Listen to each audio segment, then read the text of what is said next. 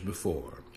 Sometimes Mr. Jones was in charge, sometimes Mr. Johnson was in charge, but the day-to-day routine stayed exactly the same. The workers worked hard, long hours every day, and still had little to show for it. Every day the meeting would begin with them all reciting the Jones Plantation motto, "We work together as free men for our mutual benefit, pledging our allegiance to the Jones Plantation, which stands for prosperity, liberty, and justice for all." One day Mr. Smith announced, "Samuel is asked to say a few words this morning, and whatever the rest of us may think of his ideas and opinions, we are all free here, and that means we are all allowed to speak our minds. So, Samuel, you have 2 minutes. Begin." Samuel stepped forward, looking scared. "I was excited when all this started," he began, glancing nervously at Mr. Smith and Mr. Jones. "But don't you all see what's happened here? Nothing has changed. We're all still slaves." There were grumbles of disagreement from the crowd. "They tell us what to do and whip us if we don't. They still make all the rules and punish us if we disobey.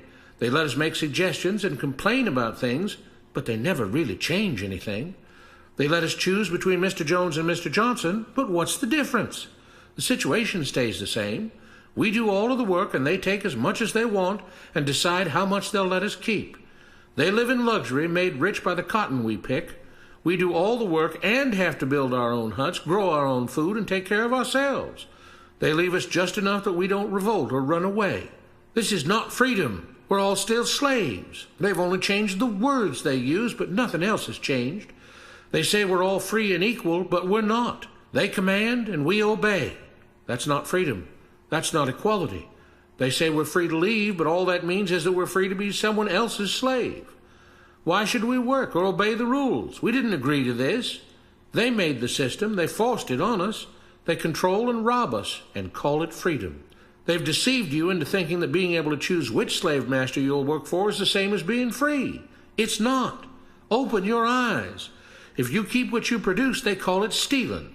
When they take what you produce, they call it sharing and fair distribution. Can't you see that this is all? Your time is up, Samuel," Mr. Smith announced calmly. At his gesture, 2 supervisors grabbed Samuel by the arms and led him to the whipping post. "I'm sorry, Samuel, but you've broken the rules. There are rules against encouraging others not to work and encouraging others to break the rules. You're only hurting all of us with your discontentment and your complaining and your disobedience." The whip fell and Samuel let out a grunt. "Without rules, without order, all would be lost. Without law, there would be chaos. We can't just behave as wild animals, each doing whatever he pleases. We must all follow the plan and all do our duty for the betterment of everyone. And those who do not must be punished." The whip fell again and blood flowed freely from Samuel's back. "Samuel, it is you who are stealing from the others. When you don't do your assigned work, you are making more work for others. When you disobey the rules, it is you who are endangering the future of everyone else here. You are the thief. You are the criminal. You are the one trying to destroy the arrangement that keeps us all safe and prosperous." At every lash of the whip, the other workers cheered louder and louder, some yelling curses at Samuel.